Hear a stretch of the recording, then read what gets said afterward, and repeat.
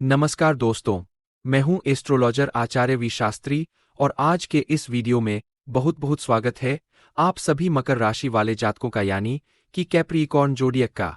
दोस्तों, नया वर्ष शुरू होने वाला है। 2026 आने वाला है, बहुत सारी संभावनाओं के साथ, बहुत सारी अपॉर्चुनिटीज के साथ। यह जो नया वर्ष है, यह सूर्य का वर्ष रहेगा।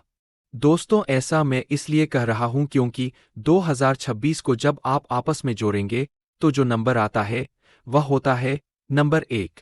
नंबर 1 को रूल करते हैं सूर्यदेव। तो यह वर्ष सूर्य का रहेगा। सूर्य का प्रभाव सर्वाधिक देखने को मिलेगा।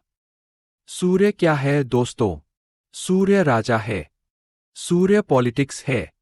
सूर्य राजा की गद्दी है। सूर्य सरकार है। सूर्य सरकारी नौकरी है। सूर्य सकारात्मकता है। सूर्य एक नई शुरुआत है। सूर्य जीवन है। तो सूर्य आपकी राशि में जिस भाव के स्वामी है, उस भाव पर आपका फोकस रहेगा। आपकी एनर्जी उसी भाव को लेकर फोकस्ड रहेगी। सूर्य आपके 8वें भाव के स्वामी है। तो आपकी जो एनर्जी है, जो फोकस है, वह आपके 8वें भाव पर ज्यादा रहेगा। 8वां भाव आपके पेरेंटल प्रॉपर्टी का होता है, आपके ससुराल पक्ष का होता है, आपके विवाह से आपको कैसा सुख मिलेगा उसका होता है। 8वां भाव वसीयत का भी होता है। 8वां भाव उन चीजों का होता है जो डार्क होती है, छुपी हुई होती है, हिडन होती है। इन सब चीजों से डील करने में लगे रहेंगे। पूरे ही वर्ष आप 2026 में 8वां भाव पास्ट लाइफ ट्रॉमास का भी होता है। तो आपकी जो एनर्जी है वह पास्ट लाइफ ट्रॉमा से डील करने में, उससे हील करने में भी लगी रहेगी। यानी पुरानी चीजों को भूलकर लेटेस्ट को करके आगे कैसे बढ़ना है, इस पर भी आपका फोकस रहेगा। हीलिंग की तरफ आप जाएंगे। प्रकाशमान होंगी चीजें। 8वां भाव प्रकाशमान होगा क्योंकि सूर्य का वर्ष है और सूर्य का भाव है, तो वहां पर एक सकारात्मकता आएगी। वसीयत प्राप्त हो सकती है। पुराने घाव भर सकते हैं। एक नई शुरुआत करेंगे। ट्रांसफॉर्मेशन का भाव होता है 8वां भाव। पुरानी चीजों को छोड़कर लेटेस्ट को करके आप आगे बढ़ेंगे। नई संभावनाएं, नई अपॉर्चुनिटी आपको मिलेंगी। मकर राशि वाले लोगों के लिए 2026 अच्छा रहने वाला है, बेहतर रहने वाला है। 2025 के मुकाबले 2026 कहीं बेहतर रहने वाला है। आप लोगों के लिए बहुत सारी नई अपॉर्चुनिटीज आपको मिलेंगी। वसीयत प्राप्ति हो सकती है। नई जॉब लग सकती है। नया बिजनेस शुरू कर सकते हैं।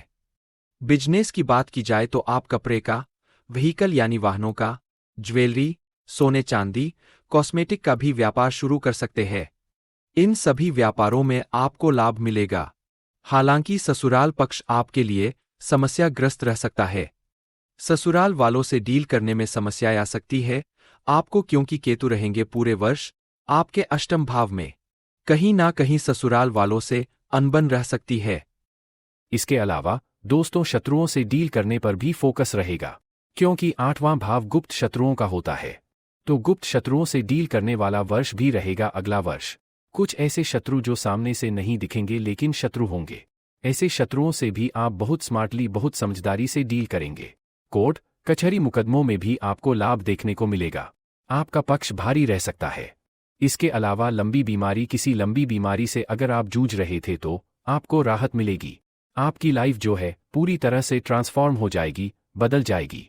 तो अभी तक जिन भी समस्याओं से आप डील कर रहे थे, पिछले कई वर्षों से, लगभग 5 से 6 वर्षों से जो समय देखा है, मकर राशि वाले लोगों ने उस समय से निकलने का, बदलने का समय आ चुका है। ट्रांसफॉर्मेशन का समय आ चुका है। अगला वर्ष ट्रांसफॉर्मेशन का है, बदलाव का है। बड़े बड़े बदलाव देखेंगे आप अपने जीवन में और सकारात्मक बदलाव देखेंगे क्योंकि सूर्य का वर्ष है, तो सकारात्मकताओं से भरा रहेगा, पॉजिटिविटी से भरा रहेगा। आप अपने अंदर भी एक पॉजिटिव ऊर्जा, एक एनर्जी फील करेंगे जिससे आप चीजों को और ज्यादा बेहतर तरीके से डील कर पाएंगे।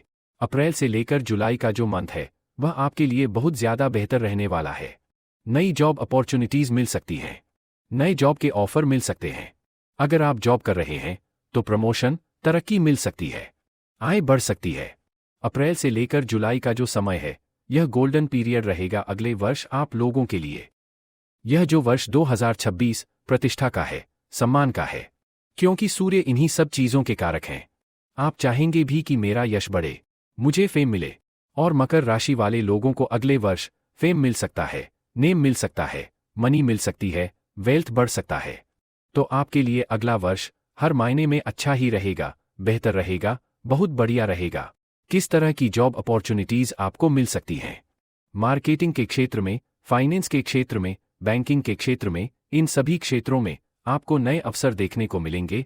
सरकारी नौकरी आपको मिल सकती है।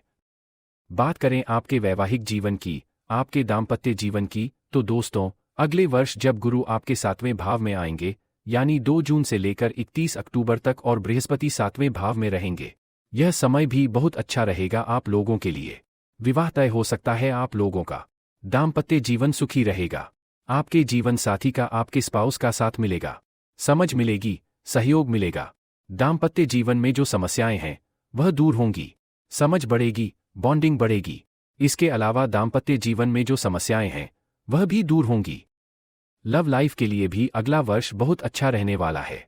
लव लाइफ के लिए भी काफी अच्छा रहने वाला है। अगला वर्ष आपके और आपके प्रेमी के बीच में संबंध सुधरेंगे। जो आपकी बॉन्डिंग है वो और ज्यादा मजबूत बनेगी। इमोशनल बॉन्डिंग जो है वो बढ़ेगी। आप दोनों के बीच में समझ बढ़ेगी। डिस्प्यूट सारे खत्म होंगे। तो प्रेमी जोड़ों के लिए भी बहुत अच्छा समय है। 2026 बहुत अच्छा वर्ष रहने वाला है, और जो लोग सिंगल हैं उनकी लाइफ में कोई नया आ सकता है। इस तरह के चांसेस रहेंगे अगले वर्ष।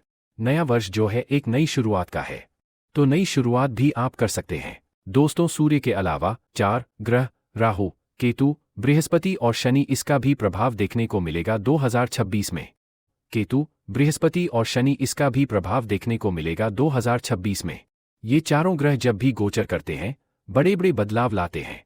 दोस्तों बृहस्पति एक वर्ष के अंदर अंदर 3 राशियों के बीच भ्रमण करेंगे, यानी अतिचारी रहेंगे 2025 की तरह।